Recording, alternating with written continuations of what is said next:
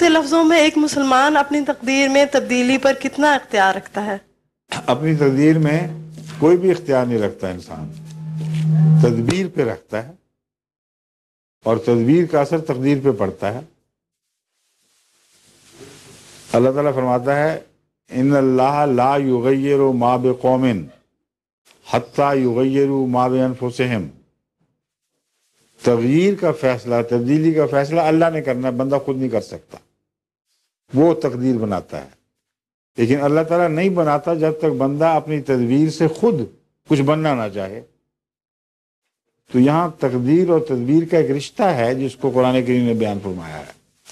اس لیے بندہ تو اپنی تقدیر نہیں بدل سکتا، لیکن اس کی تدبیر اسے جو بنانا چاہتی ہے، اللہ کی تقدیر اس کی مدد کرتی ہے، اور پھر خدا کی تقدیر کی برکت سے اس کی تدبیر کو پھل لگ جاتے ہیں۔